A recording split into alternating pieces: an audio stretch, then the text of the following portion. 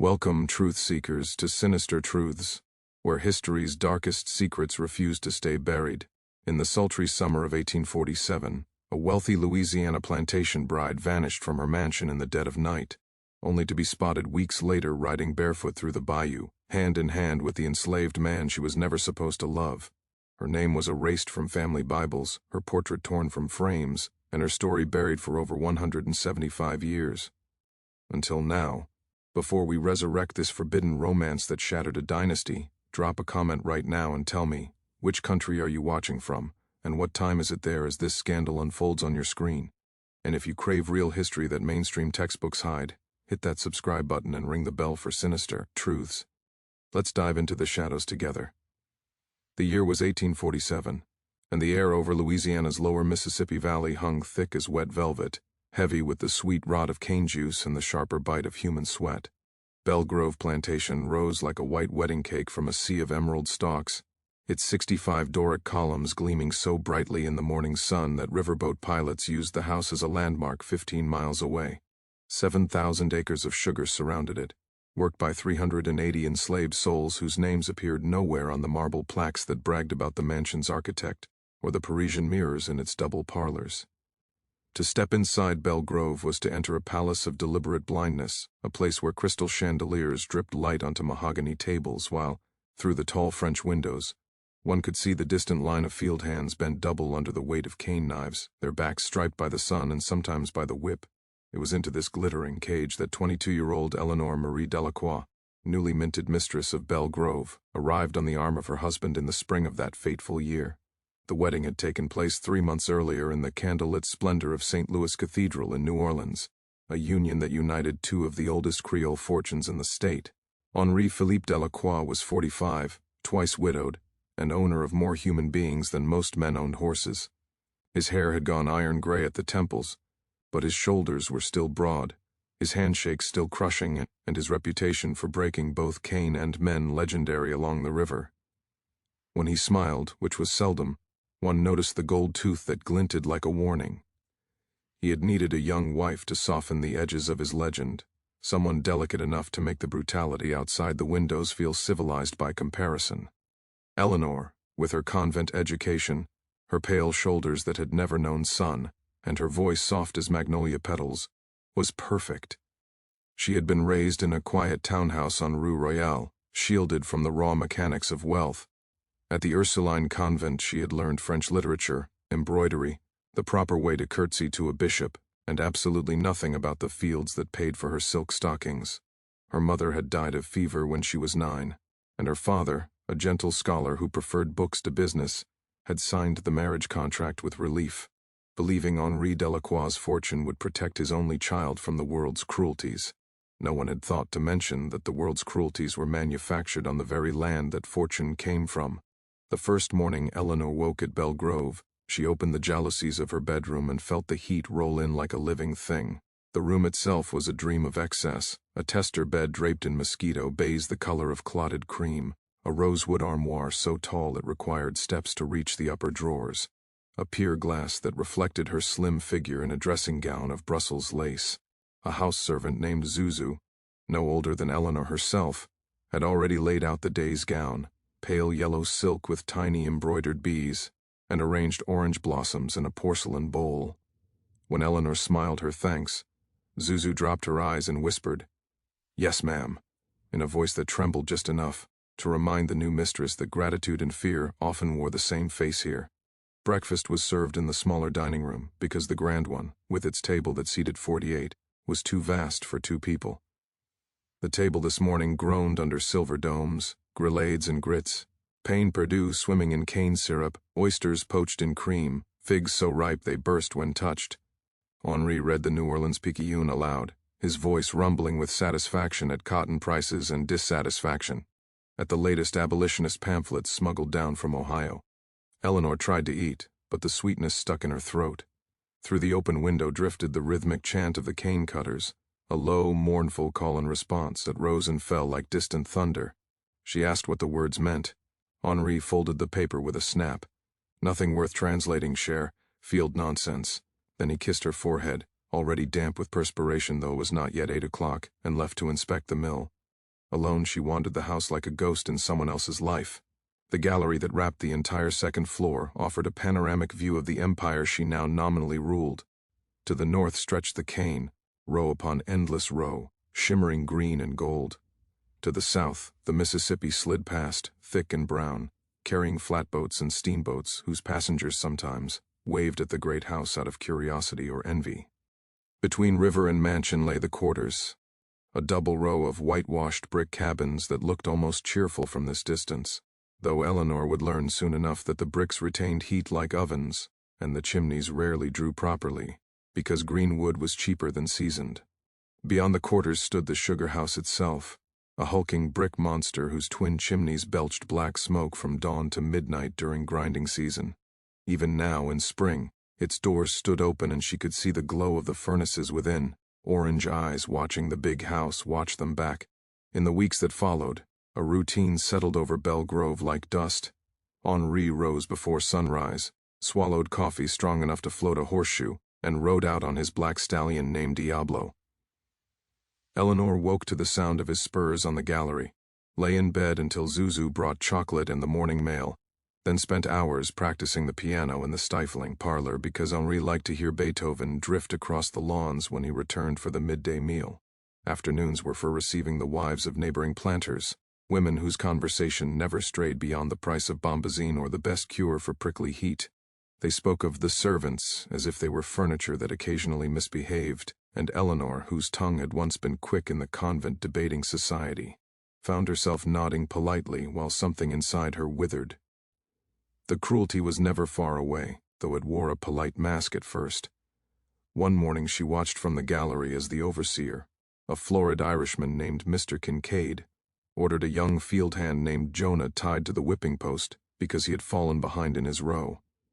The whip rose and fell 9 times. Eleanor counted each stroke. When it was over, Jonah was cut down and sent back to work without even a drink of water. That evening at supper, Henri remarked that Jonah had learned his lesson and complimented Kincaid on his restraint. Eleanor pushed her turtle soup away untouched. Henri noticed, reached across the table and squeezed her wrist hard enough to leave fingerprints. "You'll toughen, little bird," he said almost tenderly. "We all do." Yet there were moments of treacherous beauty that almost convinced her she could learn to love this place. There were evenings when the heat broke and a breeze wandered up from the river carrying the scent of night-blooming cereus. Fireflies rose from the cane like sparks from some vast, invisible forge. The enslaved children were allowed to play in the yard then, their laughter high and free until the bell rang for curfew. Eleanor would stand at her window watching them scatter like startled birds, and something in her chest would ache with a longing she could not name. She began to explore the house itself the way a prisoner maps the walls of a cell. There was the nursery on the 3rd floor, untouched since Henri's first wife died in childbirth. Tiny garments still lay folded in drawers that smelled of camphor. There was the library with its thousands of leather-bound volumes in French and English, many of them gifts from grateful factors who hoped Monsieur Delacroix would remember them when it came time to sell the crop. She read Rousseau and trembled at the idea that men were born free and everywhere in chains, then closed the book quickly when she heard Henri's boots in the hall. There was the attic full of trunks containing ball gowns yellowed with age, portraits of ancestors whose eyes followed her with disapproval, and, in one locked cedar chest she was never meant to find, manumission papers for a woman named Celeste who had borne Henri 3 children before disappearing from all records in 1839. The enslaved people of Belle Grove watched the new mistress with the wary patience of those who have seen white women come and go. Some, like old Mammy Lise, who ruled the kitchen with a wooden spoon the size of a paddle, decided Eleanor was harmless and slipped her extra slices of ham, or warned her when the river was rising. Others, particularly the young house girls who had to empty her chamber pot and brush her hair each night, kept their faces blank and their voices soft. They had learned long ago that a mistress's favor could turn to spite overnight. Eleanor, desperate for any human warmth, tried to speak kindly, to remember names, to ask after sick babies. Most answered with downcast eyes and, "Yes, Miss Eleanor," but a few, Zuzu among them, began to risk small smiles when no white person was looking. It was Zuzu who first told her, in the careful code the enslaved used among themselves, that the master had bought 12 new field hands at the New Orleans slave pens the previous week. Prime bucks, the trader had called them. One of them, Zuzu whispered while pinning Eleanor's hair, could read and write better than most white folks. His name was Solomon, though the master had already renamed him Sully because he claimed no slave needed 2 syllables. He had come from a Virginia plantation, where the mistress taught favored house servants their letters, and now he was set to cutting cane like any other pair of hands. Zuzu's eyes met Eleanor's in the mirror for just a second longer than necessary, a flicker of something that might have been pity or warning. That night, Eleanor could not sleep. The house creaked around her like a ship at sea. Somewhere far off a night bird called, and closer, in the quarters, someone was playing a fiddle, the notes rising sweet and lonely through the hot darkness. She rose, wrapped a shawl around her shoulders, and went to the window. Moonlight silvered the cane fields, turning them into an ocean frozen mid-wave. And there, at the edge of the quarters where the light from the big house barely reached, she saw a tall figure leaning against a cabin wall, bow moving slowly across the strings. Even from this distance she could see the way he held the instrument, not like a field hand amusing himself, but like someone who had once worn better clothes. The music reached her across the night, something French and heartbreaking that she almost recognized from her convent days. Without thinking, she pressed her palm to the cool glass, as if she could reach through it and touch the source of such impossible beauty in a place built on breaking things. In that moment, in the hush between one note and the next, Eleanor Marie Delacroix felt the first crack appear in the gilded cage that was supposed to be her future. She did not yet know the crack would widen into a chasm. She did not yet know that the man making that music would one day hold her hand as they ran for their lives through the swamp. She only knew that something inside her, something that had been sleeping since the day she spoke her marriage vows, had opened its eyes and begun to listen. Far below, the fiddle played on, and the cane leaves whispered secrets to the indifferent moon. The first time Eleanor truly saw Solomon Northup never sully in her own mind, no matter what the overseer barked, was on a blistering afternoon in late May, 3 weeks after the fiddle had first drifted up to her window. She had escaped the house under the pretext of gathering roses for the dining table, and had wandered farther than she intended, past the formal gardens, past the kitchen yard where the cook's children were shelling peas into tin bowls, until she reached the little footbridge that crossed the irrigation ditch between the mansion lawns and the first rows of cane. The bridge was shaded by a single sprawling live oak, and beneath it, stripped to the waist and glistening like polished mahogany, stood the new Virginian. He was drawing water from the ditch to fill the communal drinking gourd that hung from a nail on the oak trunk. The muscles across his back moved like cables under the skin, each motion precise, economical, the way a man moves when he knows every extra effort will be punished later. A thin scar ran from his left shoulder blade almost to the waist, old, white, deliberate.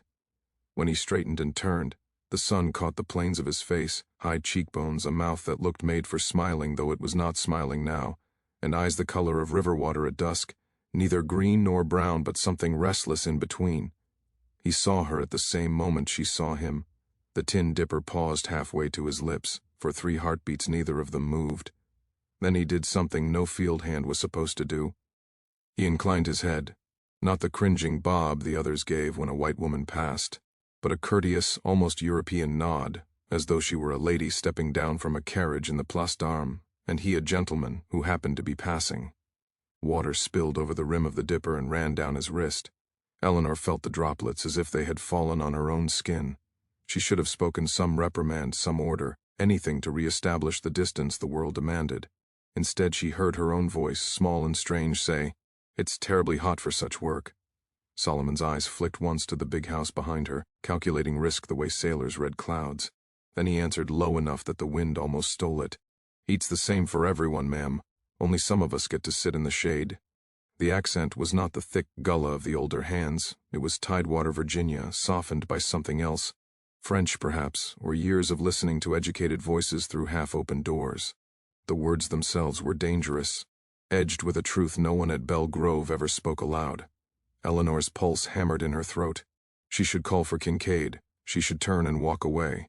She did neither. Instead, she stepped onto the bridge. The planks creaked. Solomon lowered the dipper and waited, motionless. When she was close enough to smell the clean sweat on him, and the sharper scent of the cane juice dried on his forearms, she said the first thing that came into her head. "You played last night, the fiddle. I heard you from the gallery." A flicker crossed his face, surprise, then caution, then something warmer. "Didn't mean to disturb the big house, ma'am." "You didn't disturb," she said quickly. It was beautiful. It sounded like home. She hadn't meant to say that last part. Home was supposed to be Belle Grove now. Solomon studied her for a long moment, as if weighing whether kindness or cruelty hid behind her words. Then he reached into the pocket of his Osnaburg trousers and drew out a single jasmine blossom, slightly crushed but still fragrant. He held it out, not presuming to touch her fingers, letting it rest on his open palm like an offering. "For the lady who listens," he said. Eleanor took it. Their hands did not touch, yet heat passed between them as surely as if they had. Somewhere behind them a bell rang, the signal for the hands to return to the rose. Solomon stepped back, the spell broken, and melted into the cane like a shadow. That night she hid the jasmine in the pages of her prayer book and could not pray. After that, the plantation seemed to rearrange itself around invisible threads that drew her eyes always toward him. She began to notice how the field gangs moved. The way Solomon was always placed at the end of a row so the driver could watch him more easily. How he never sang the work chants with the others, but sometimes, when he thought no white person was near, murmured French phrases under his breath. Verlaine, she realized with a shock. Lines she herself had copied in the convent. She learned his real name from Zuzu, who spoke it reverently. Solomon Northup, 29 years old, sold away from a plantation near Norfolk after his master lost everything at Faro. He had a wife up there, Zuzu whispered, and 2 little girls he had not seen in 4 years. The knowledge sat in Eleanor's chest like a stone. The conversations began in fragments, stolen the way children steal sweets. A morning when she carried a basket of bandages to the quarters because a little boy had burned his foot in the boiling house. Henri would have dismissed it as carelessness, but Eleanor could not. Solomon was there, sent to fetch more wood. And while the child's mother wept her thanks, he murmured, "Vous avez un cœur tendre, madame," so softly she almost thought she dreamed it. Another afternoon when thunderheads piled purple along the horizon, and Henri had ridden to New Orleans for 3 days, Eleanor walked to the canebrake with a book of poems, pretending to read beneath the oaks, and Solomon, sent to cut willow withes for basket-making, passed within whispering distance. "What are you reading?" he asked, bold because the storm was coming, and white folks stayed indoors. She held up the spine Lamartine, his face lit with something fierce and joyful. "I had that one once," he said, before the single word carried oceans. They developed a language of glances and half-spoken sentences. When the gang worked the field nearest the house, Eleanor would sit on the gallery with embroidery she never finished, needle moving slowly while she watched him through the lattice. Sometimes he would pause to wipe his brow with the rag tied around his neck, and in that motion lift 2 fingers to his heart. Just once, quickly gone before anyone else could see, she began leaving things where he would find them. A square of cornbread wrapped in a handkerchief on the bridge railing, a pencil stub tucked beneath the drinking gourd. Once an entire volume of Voltaire she claimed had been mislaid from the library. In return, tiny gifts appeared. A perfect egret feather on her windowsill, a twist of cane carved into the shape of a bird, a slip of paper tucked between the pages of the book she had lost, on which was written, in a careful, elegant hand, "Because I could not stop for death, he kindly stopped for me." The risk was insane. If Kincaid ever caught them, Solomon would be whipped until the bones showed. Eleanor would be confined to her room and watched like a prisoner. Yet the danger itself became a kind of drug. She began to live for the moments when the world narrowed to the space between them. No plantation, no chains, no marriage vows, only 2 people breathing the same air. One evening in June the heat broke for the first time in weeks. A cool wind swept up the river, rattling the jalousies and carrying the scent of rain. Henri was again away, this time at a political dinner in Baton Rouge. The house slaves had been given leave to celebrate a wedding in the quarters, and music spilled across the lawns, banjo, bones, the deep thump of a drum made from a barrel. Eleanor stood at her bedroom window in her thinnest chemise, hair loose down her back, watching torches flare to life between the cabins.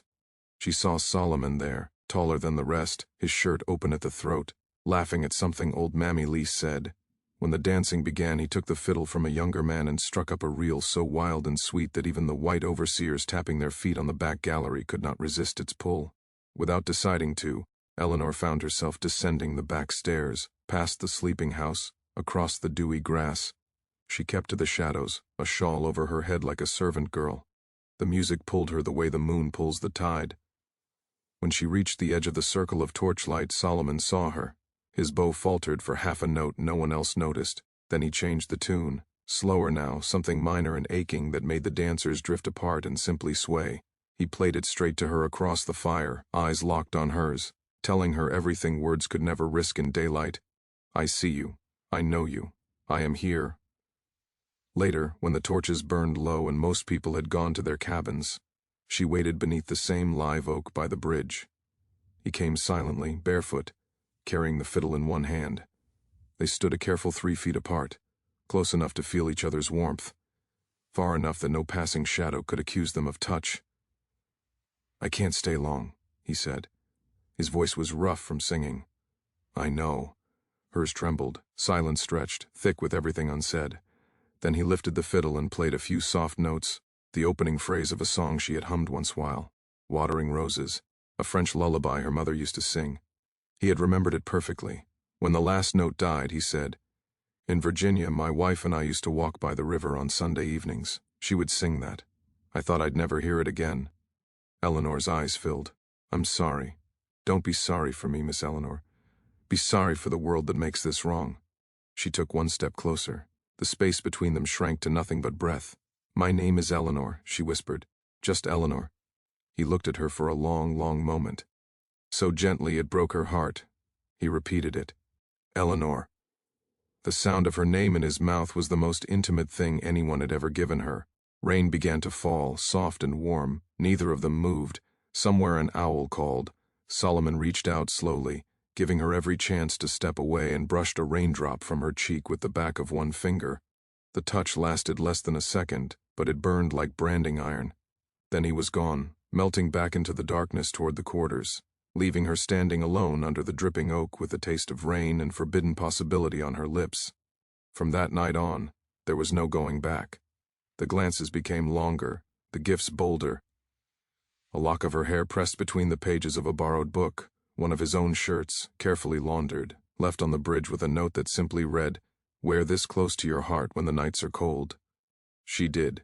She wore it beneath her chemises until the scent of him faded, and she wept over the cloth like a madwoman.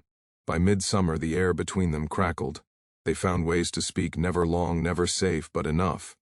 He told her about his daughters, how the oldest had just started reading when he was torn away. She told him about the convent, about books and stars, and the way her father used to let her stay up late to watch eclipses. They spoke of freedom the way other lovers speak of kisses, in whispers, in code, always aware that the word itself could kill.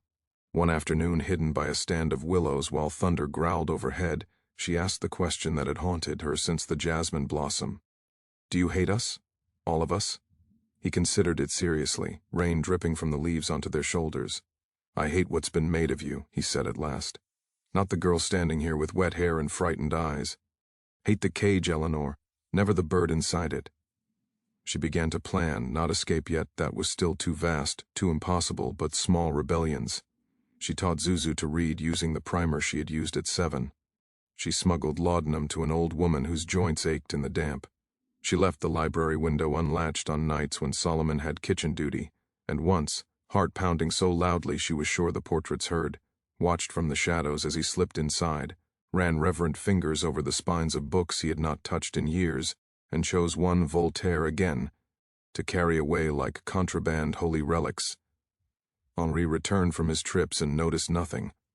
Or perhaps he did. Men like Henri always noticed when their possessions began to develop wills of their own, but he mistook the flush in his wife's cheeks for the glow of impending motherhood and was pleased. He brought her gifts, a pearl choker that felt like a collar, a length of lion's silk the color of blood. She thanked him prettily, and that night pressed her face into Solomon's borrowed shirt until the tears stopped. By July, the tension was unbearable. The cane stood high and whispering, ready for the knives. Grinding season loomed, when the mill would run day and night and no one would sleep. Solomon's hands were raw from constant work. Eleanor's dreams were full of fire and running feet. They both knew the idyll, if two people speaking in shadows while one wore chains could be called that, was ending. On the 14th of July, Bastille Day, though no one at Belle Grove marked it, Eleanor found a note tucked beneath her pillow. The handwriting was Solomon's, careful and beautiful. Meet me where the river bends at moonrise. Come alone. Trust me. She burned the note in her candle and watched the flames eat the words.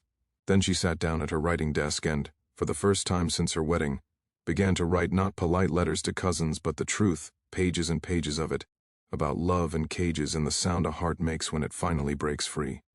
She dated the first entry July 14, 1847, and titled it, in a shaking hand, Journal of a Woman Who Intends to Live. 3 nights later, on the 17th, the sky cracked open with thunder and the rain came down in sheets. Henri drank too much brandy after supper and fell asleep in his chair by the empty hearth. Eleanor waited until the house was silent, then slipped downstairs in a servant's calico dress, 2 stolen horses waiting at the edge of the canebrake, and a sack of silver candlesticks heavy in her hand. But that is the story of Section 3. Here, in the humid heart of Section 2, all that existed was the moment Solomon stepped out of the rain-soaked darkness and took her face between his calloused hands, no more distance, no more fear, and kissed her as if the world was already ending and beginning at the same time. The taste of him was rain and cane and freedom. Somewhere thunder rolled like artillery. Somewhere bloodhounds slept in their kennels, not yet knowing they would soon be unleashed. Eleanor kissed him back with everything she had never been allowed to feel, and in that kiss the gilded cage shattered for good. The night of July 17, 1847, arrived like the end of the world. For 6 days the sky had pressed down on Belle Grove with the weight of a closed coffin lid. Heat lightning flickered without sound, and the river lay flat and sullen, reflecting nothing. The cane stood so tall that a man could disappear among the stalks simply by standing still.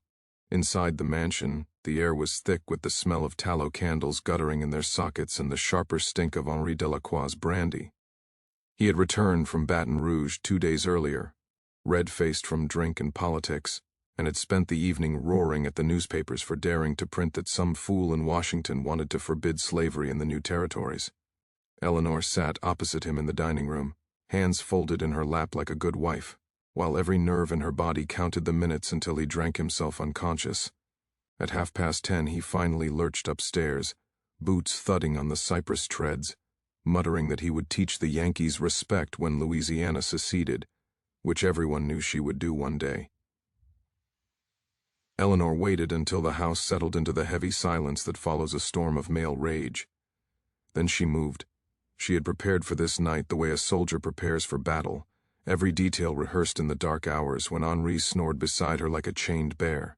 In the bottom drawer of her armoire lay a bundle wrapped in oilcloth, 1 coarse calico dress stolen from the laundry line and blackened with soot to look older than it was, a pair of Zuzu's cast-off shoes 2 sizes too big, a man's wide-brimmed planter's hat with the crown punched out so it would sit low over her eyes, and most precious of all, a small Derringer pistol her father had given her on her 16th birthday in case of pirates on the river, now loaded and wrapped in silk to keep the damp from the powder. She had practiced drawing it a dozen times in front of her mirror, hating the weight of it, hating more that she might need it. At 11 o'clock she opened her bedroom door a crack. The corridor was empty. The house slaves had long since been locked into their attic rooms. She slipped out, barefoot to make no sound, the bundle clutched to her chest. Down the back stairs, past the pantry where the big clock ticked like a dying heart, through the door that led to the kitchen yard. Rain had begun to fall, not the gentle summer shower that cooled the evenings, but a violent tropical downpour that turned the ground to sucking mud and drowned every scent but wet earth. Perfect. The dogs would not track in this. She darted across the yard to the carriage house. Inside, 2 horses waited, a bay gelding named Jupiter that Solomon had gentled weeks ago by feeding him stolen sugar lumps, and a smaller mare called Delphine who belonged to Henri's overseer and would never be missed until morning. Solomon had loosened the boards at the back of their stalls days earlier. The animals stood saddled and ready, reins looped over a peg, noses muffled with feed sacks so they would not nicker. Beside them rested the sack, Henri's heavy silver candlesticks, a dozen of them, wrapped in a quilt to keep them from clinking.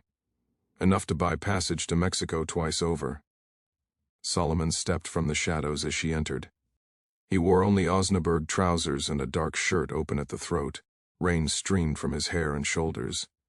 For one heartbeat they simply looked at each other across the dim lantern light, the way drowning people look at the rope thrown to them. Then he crossed the space in 3 strides and pulled her against him so hard her breath left her body. She felt his heart hammering against her own. "You came," he whispered into her wet hair. "I'm here," she answered, and it felt like the first true thing she had ever said. There was no time for more. He kissed her once, hard, desperate, tasting of rain and terror and love, then lifted her onto Delphine's saddle. She arranged the calico skirts around her legs, tucked the derringer into the waistband against her skin, and watched him swing bareback onto Jupiter. He reached for her hand.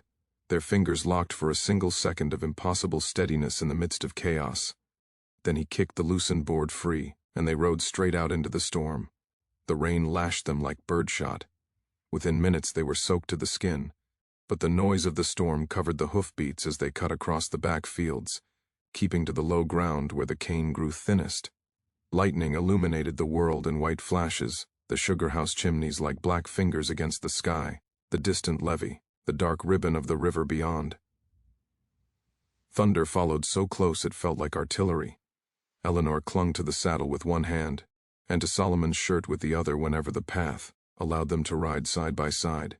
Neither spoke. Words would have been swallowed anyway.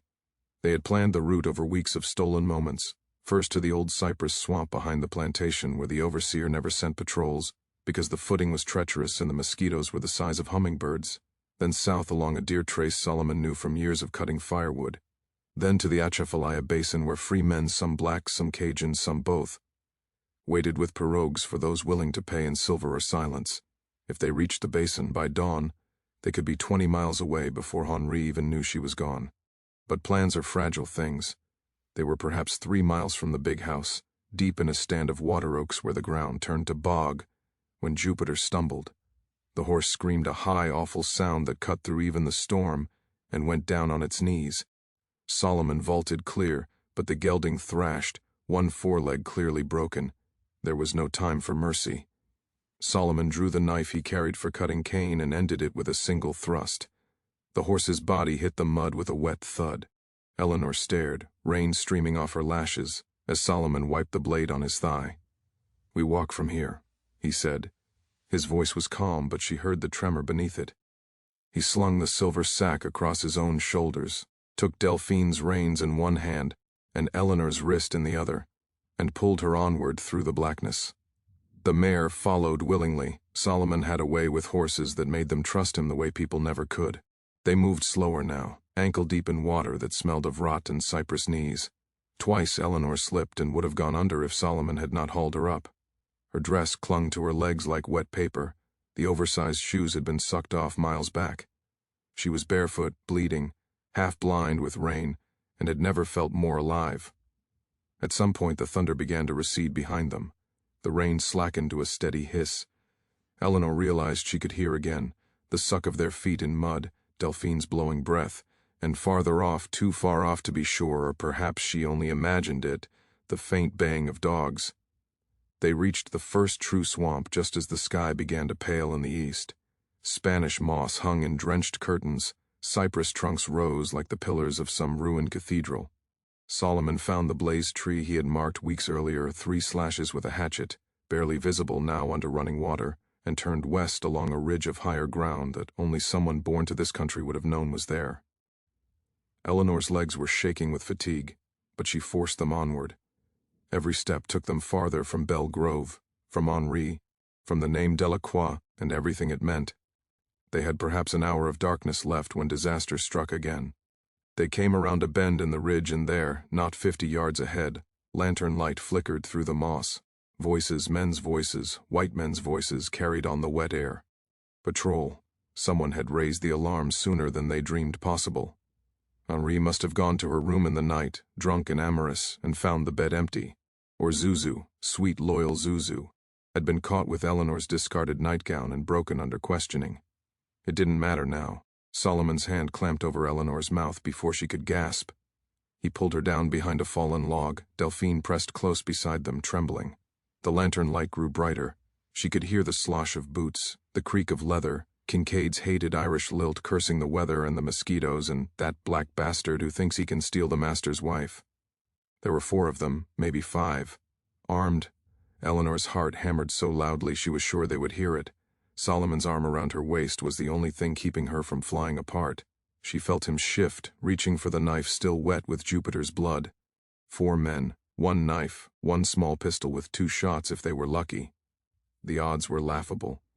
But Solomon had not survived Virginia auctions and Louisiana cane fields by accepting laughable odds. He leaned close to her ear, breath warm against the rain-cold skin.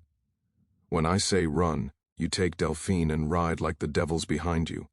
Follow the ridge south till you hit water wider than you can throw a rock. There'll be a pirogue under the willow with the split trunk. Jean Lafitte's grandson owes me. Tell him Sol Northup sent you. He'll get you to Veracruz." She turned her head far enough to meet his eyes. "And you?" "I'll hold them long enough." "No."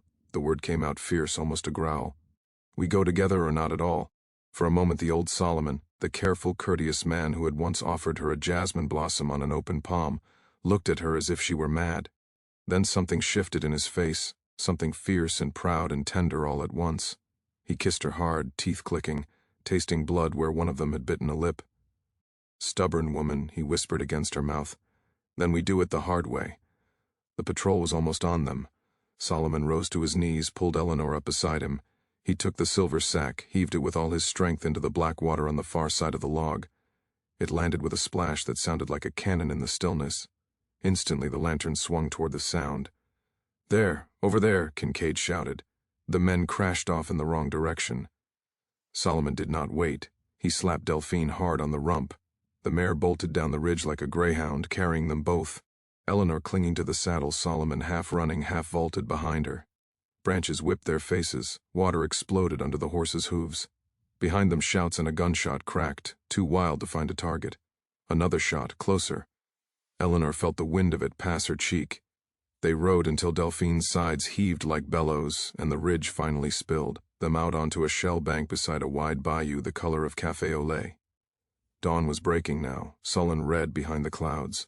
And there, exactly where Solomon had promised, floated the pirogue beneath an ancient willow whose trunk had been split by lightning years before.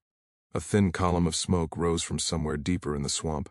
Jean Lafitte's grandson, or one of his men, keeping coffee hot for customers who paid in silver and silence. They tumbled from the horse half dead with exhaustion. Solomon cut Delphine loose. She would find her way home or not, horses at least were allowed to choose. He and Eleanor dragged the waterlogged silver sack into the pirogue, climbed in after it and pushed off into the current just as the first real sunlight struck the water and turned it to molten copper. Behind them, very far away now, a dog bayed once, mournfully, and was silent. Eleanor collapsed against Solomon's chest.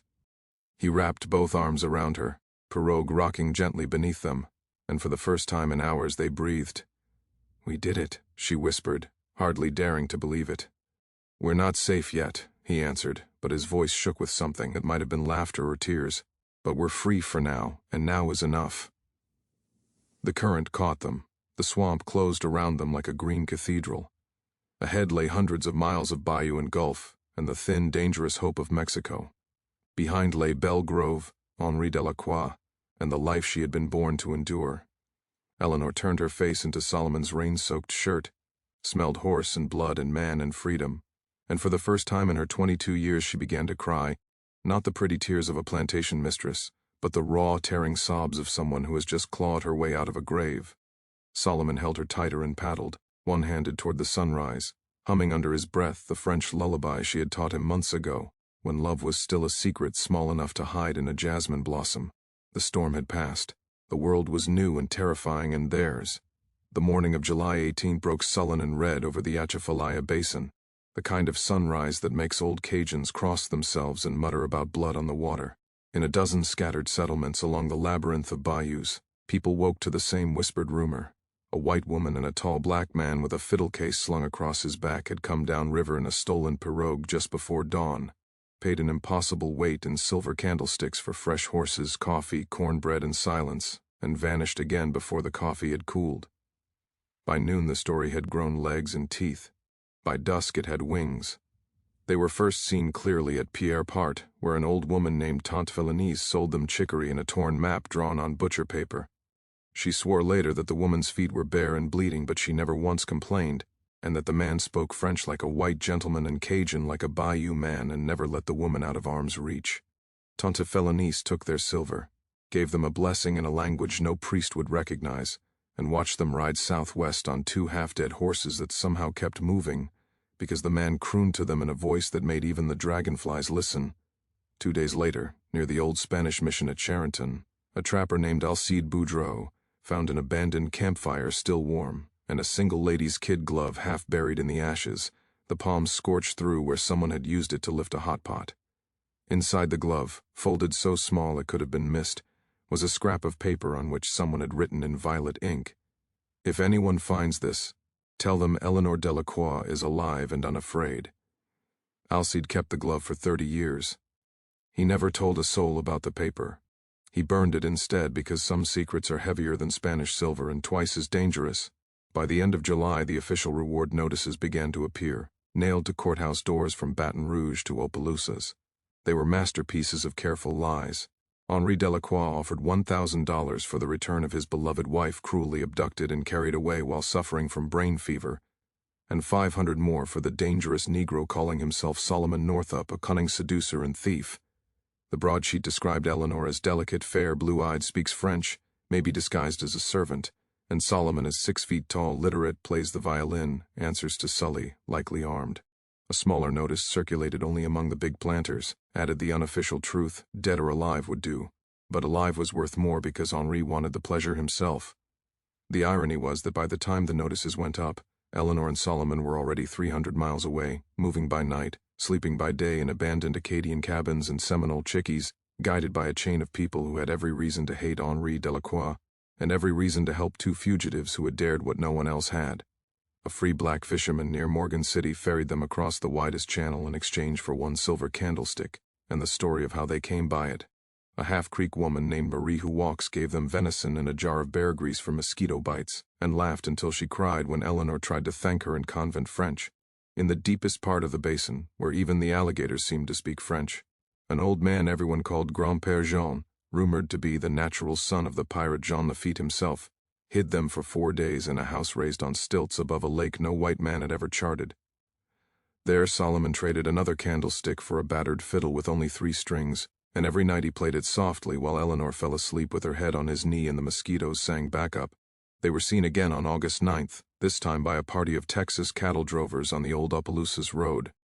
The drovers were drunk and looking for sport, and they tried to circle the strangers when they realized what they were seeing: a white woman in a torn calico dress riding double behind a black man who carried a fiddle case like it was the Ark of the Covenant. Solomon put the mare between Eleanor and the Texans, drew the little derringer from his boot, it still had 1 shot left, and spoke so calmly that 2 of the drovers later swore the devil himself had looked out of his eyes. Whatever he said worked. The Texans rode off muttering, and by the time they reached the next saloon the story had changed. The woman had been a ghost, the man a loup-garou, and anyone who followed them would wake up with their throats cut by Spanish moss. No posse ever took that road again.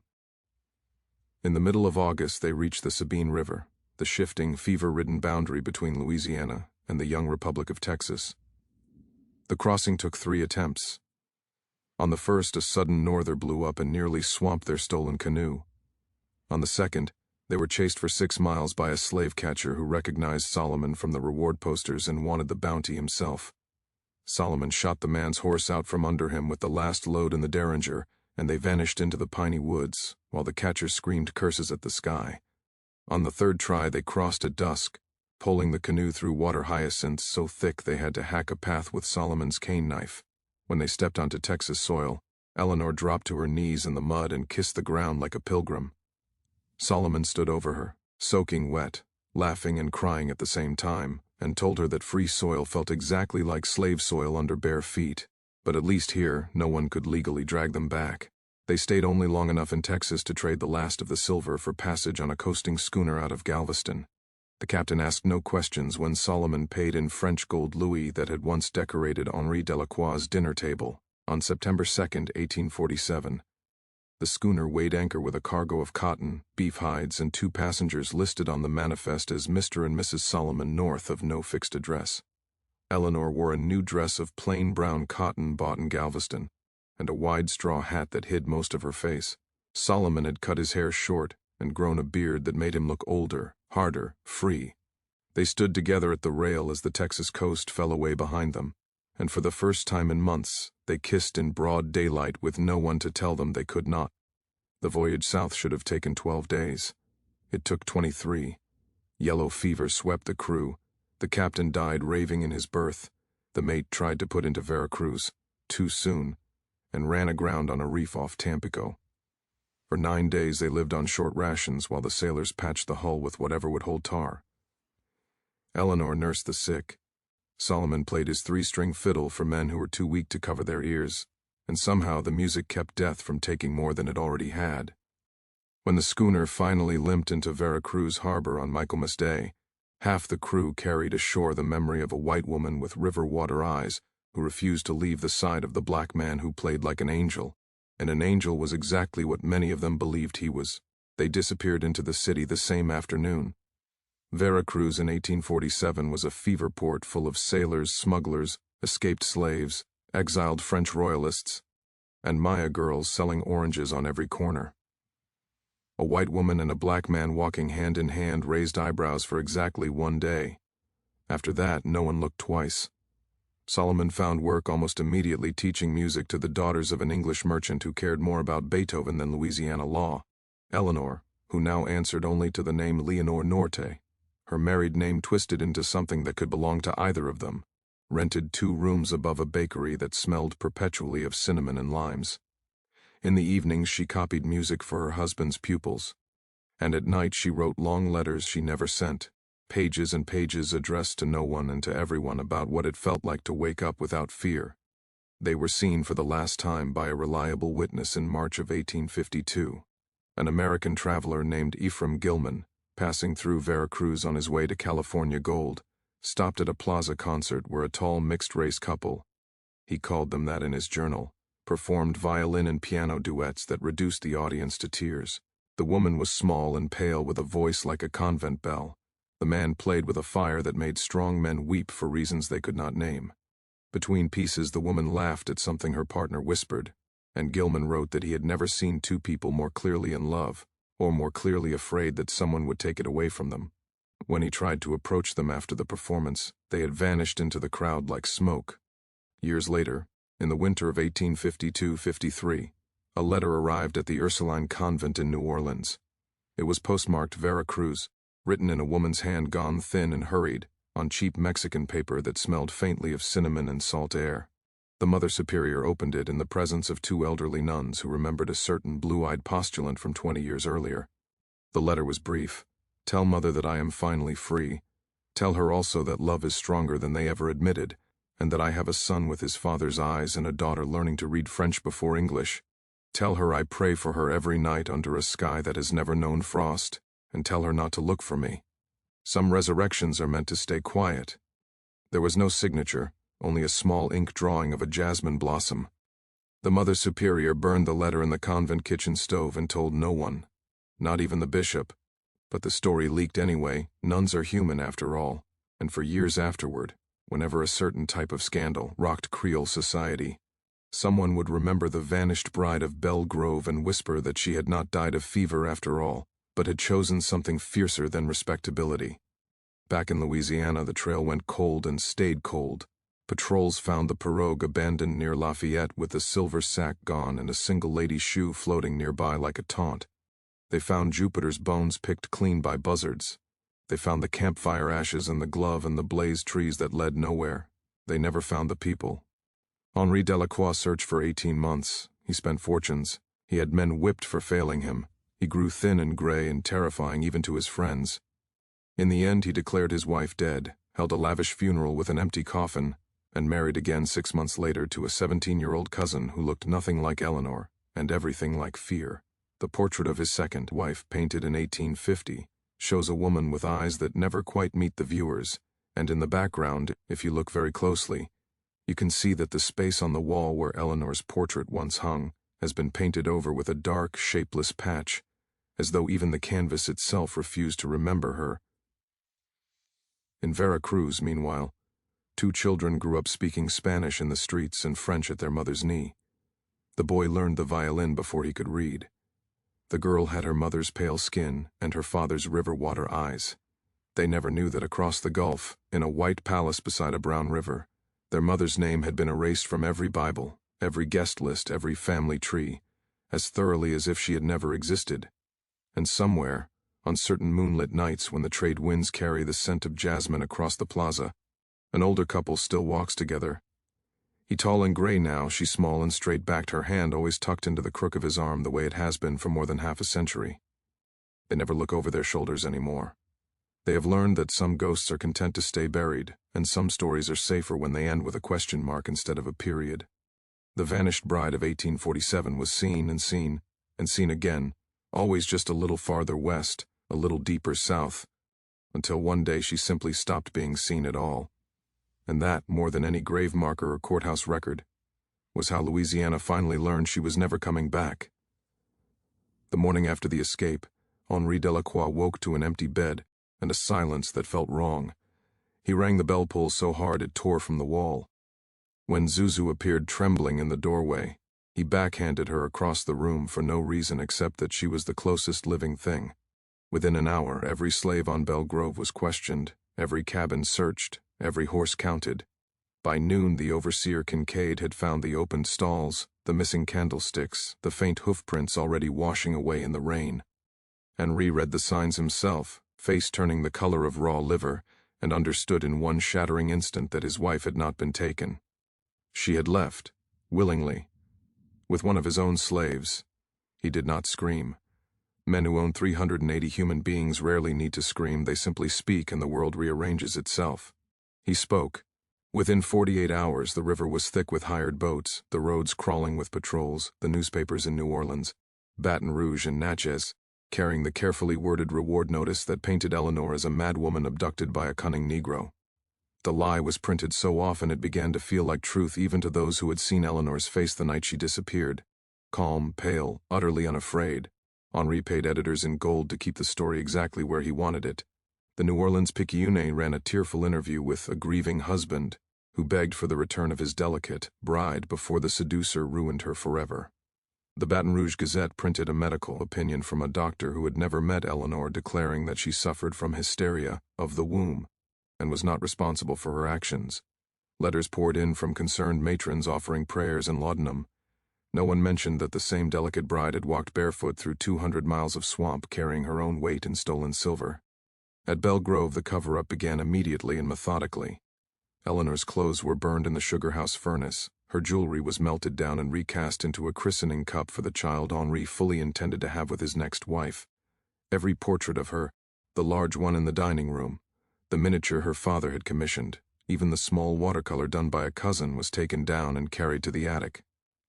Henri himself climbed the narrow stairs with a bucket of white paint and obliterated her face from the family gallery, stroke after stroke, until only a pale oval remained where blue eyes had once looked out with something close to pity. He rewrote the marriage register himself. In the heavy vellum pages of the Delacroix family Bible, Eleanor Marie Delacroix, née de la Vergne, died of yellow fever on 18 July 1847, aged 22 years. The date was one day after she vanished. The priest who recorded it received a new carriage in exchange for the lie. The witnesses were Henri's cousins, men who understood that family solidarity was measured in silence and land.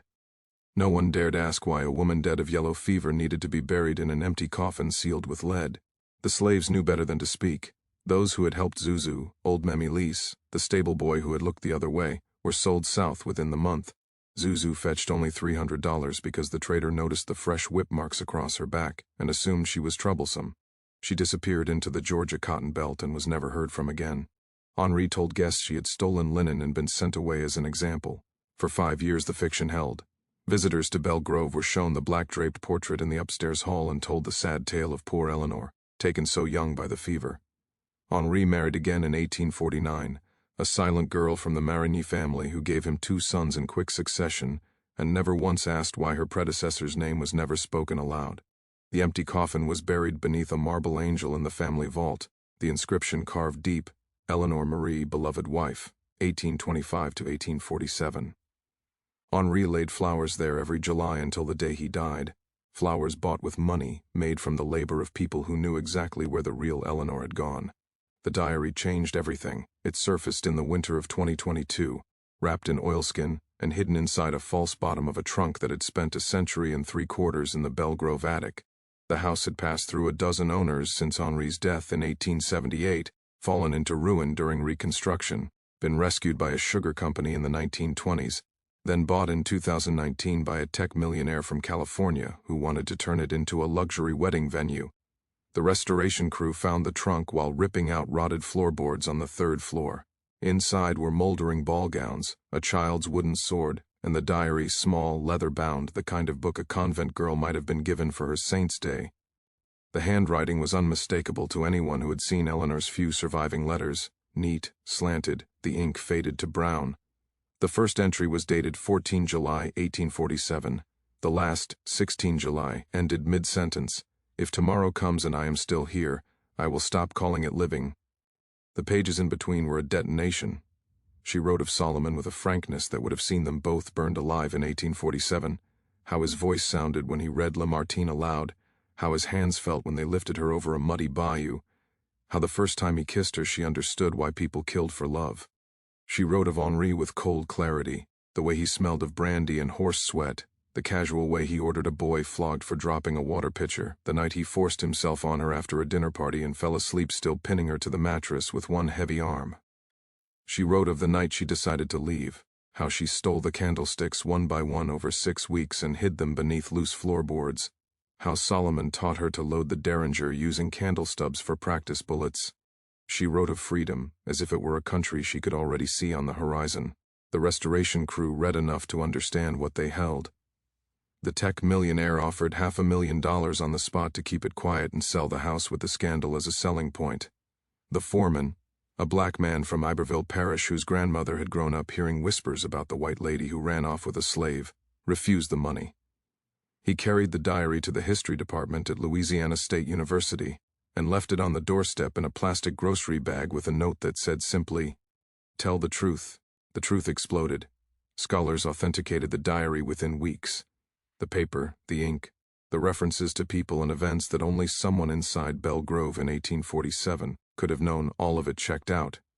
DNA scraped from a lock of hair pressed between the pages matched samples taken from known Delacroix descendants and from a living descendant of Solomon Northup's Virginia family.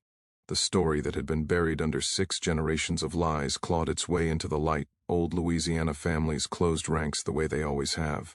A state senator from a plantation parish called it a hoax cooked up by woke academics. A society matron in New Orleans told the Times-Picayune that, even if it's real, dragging it up now serves no one. Someone set fire to the foreman's truck. The university received bomb threats, but the diary had already been digitized and uploaded to every corner of the internet that would host it. Within a month, Eleanor's diary was trending worldwide. The revelations kept coming. A Veracruz archivist found baptismal records for 2 children born to Leonor and Solomon Norte in 1849 and 1851. A photograph surfaced in a Mexico City antique shop, a daguerreotype of a tall black man with a violin and a pale woman holding a baby, taken around 1860. On the back, in faded ink, "Para mis hijos, para que nunca olviden de donde viene su libertad," for my children so they never forget where their freedom comes from. In Louisiana, the backlash was vicious and revealing. Tourists now asked to see the attic where the diary was found. Wedding bookings at Belle Grove dried up overnight. No bride wanted her photographs taken in a house where the walls still carried the echo of chains. The tech millionaire sold at a loss to a black-lead historical foundation that turned the mansion into a museum of truth, not nostalgia. The first exhibit was Eleanor's diary, open to the page where she wrote, "I would rather die running than live kneeling." The Delacroix descendants, scattered now across Houston, Atlanta, and Paris, tried to sue for the return of stolen family property. They lost. The judge, a black woman from Plaquemines Parish, ruled that a diary written by a woman fleeing enslavement and marital rape belonged to history, not to the heirs of the man who tried to erase her. On the anniversary of the escape, July 17th, people began leaving jasmine blossoms at the gates of Belle Grove. By nightfall, the iron bars were buried under white flowers. Someone hung a hand-painted sign that read, "She chose love. So can we." Henri Delacroix had spent a fortune trying to write Eleanor out of existence. It took one small leather-bound book, hidden for 175 years, to write her back in permanently, indelibly, in her own fierce, unrepentant words. The most sinister truth of all was never the elopement itself. It was how thoroughly a woman could be disappeared simply for refusing to stay disappeared. The diary proved she never did.